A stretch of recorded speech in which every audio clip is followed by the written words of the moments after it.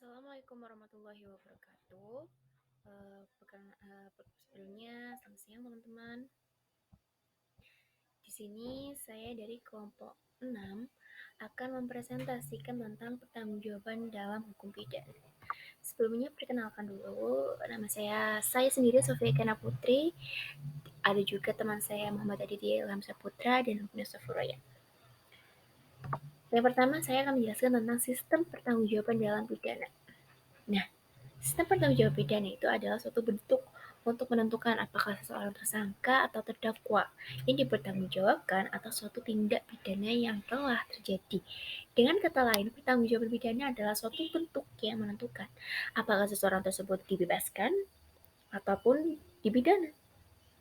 Menurut Roslan Saleh, pertanggungjawaban pidana diartikan sebagai diteruskannya celaan yang objektif yang ada pada perbuatan pidana dan secara subjektif memenuhi syarat untuk dapat dipidana karena perbuatannya itu.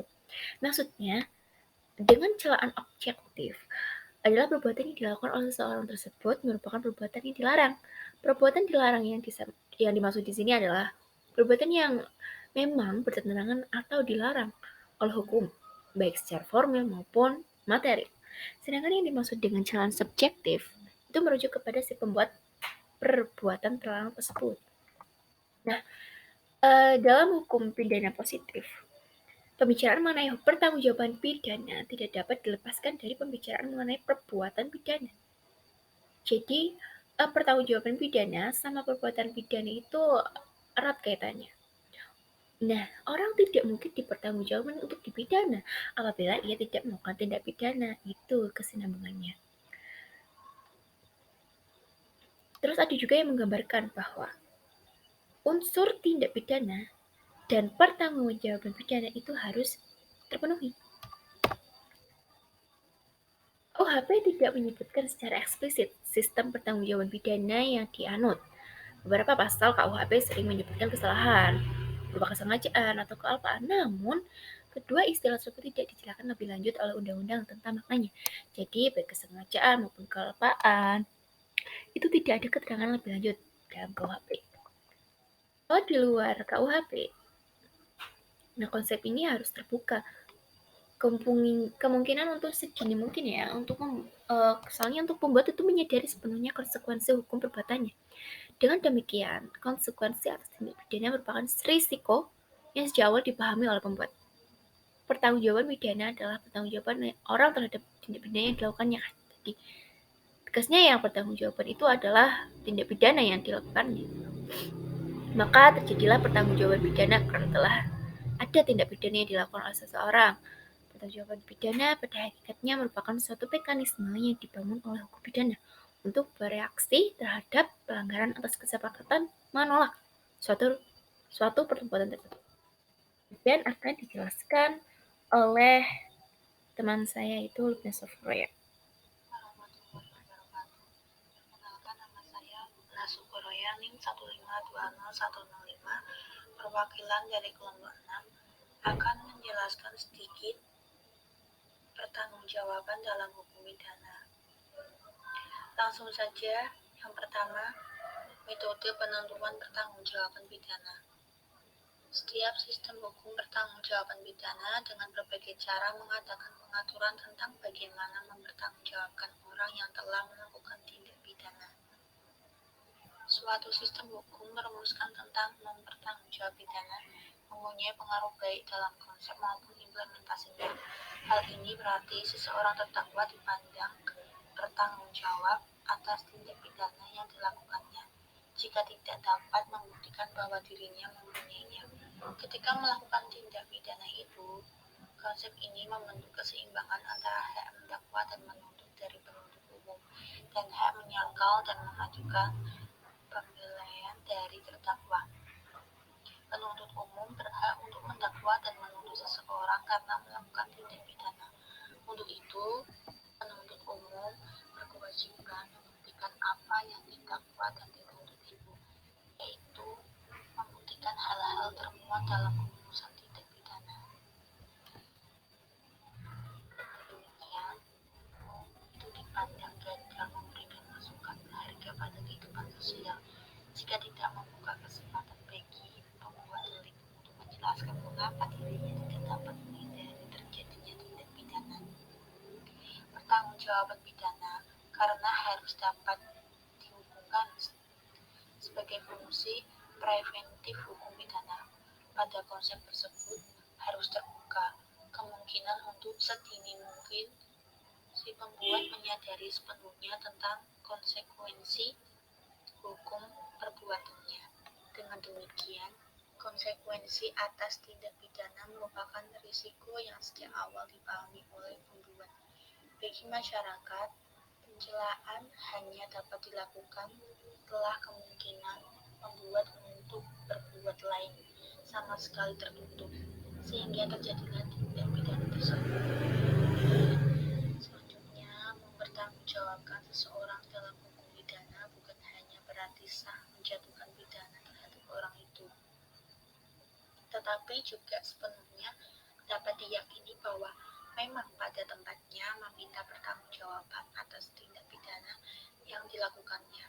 Kemudian, pertanggungjawaban pidana juga berarti menghubungkan antara keadaan si pembuat tersebut dengan perbuatan dan sanksi yang sepatutnya dijatuhkan. Dengan demikian, pengkajian dilakukan dengan dua arah, yaitu yang pertama, pertanggungjawaban pidana ditempatkan dalam konteks sebagai syarat-syarat faktual dari pemidanaan tersebut. Yang kedua, pertanggungjawaban pidana merupakan akibat hukum dari keberadaan syarat-syarat faktual tersebut, sehingga hal itu merupakan bagian dari aspek represif hukum pidana. Dengan demikian, hukum pidana tidak selalu merupakan hasil refleksi dari moralitas, termasuk dalam menentukan suatu perbuatan sebagai tindak pidana.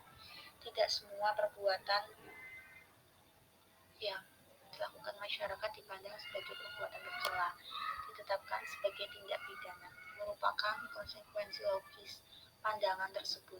Artinya, ada perbuatan yang sekalipun dilakukan masyarakat dipandang tercela, tetapi bukan merupakan tindak pidana. Menurut hak Kristi,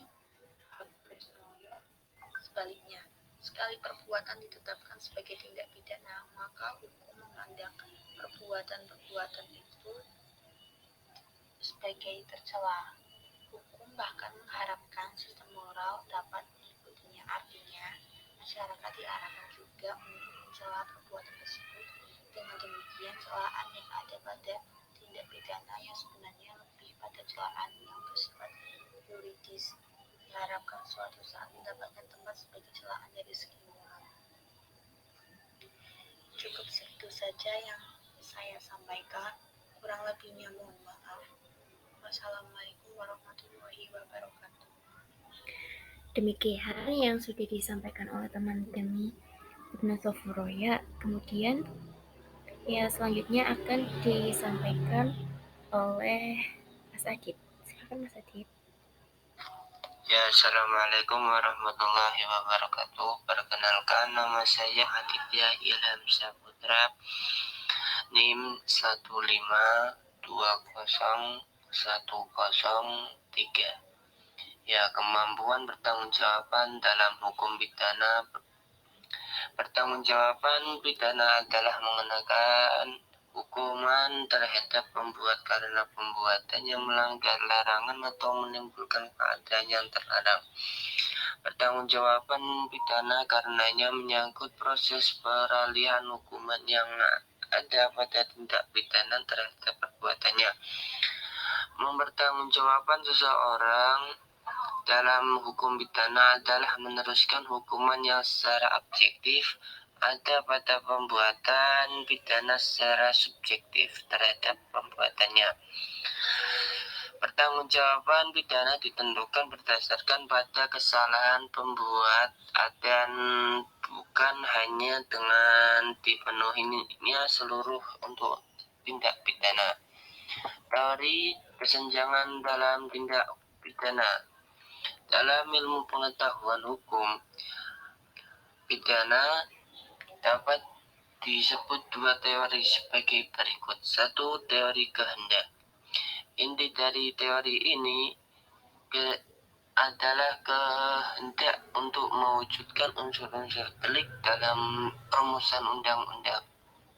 Nomor 2. Teori pengetahuan atau membayangkan. Sengaja berarti membayangkan karena akibat timbulnya akibat perbuatannya. Orang tak bisa menghendaki akibat, melainkan hanya dapat membayangkannya. Teori ini menitik beratkan pada apa yang diketahui atau dibayangkan oleh si pelaku, ia apa yang akan terjadi pada waktu ia akan berbuat. Dalam hal ini dapat dibedakan 3 bentuk sikap yang menunjukkan bentuk dari kesengajaan sebagai berikut. 1. Kesengajaan dalam maksud untuk mencapai suatu tujuan. 2. Kesengajaan dengan sadar kepastian. 3. Kesengajaan dengan sadar kemungkinan. Ya, sekian. Wassalamualaikum warahmatullahi wabarakatuh. Baik, demikian yang dapat kami presentasikan, teman-teman. Semoga ilmunya bisa menambah wawasan kalian. Terima kasih, sekian dari saya. Wabillahi taufiq wal hidayah. Wassalamualaikum warahmatullahi wabarakatuh.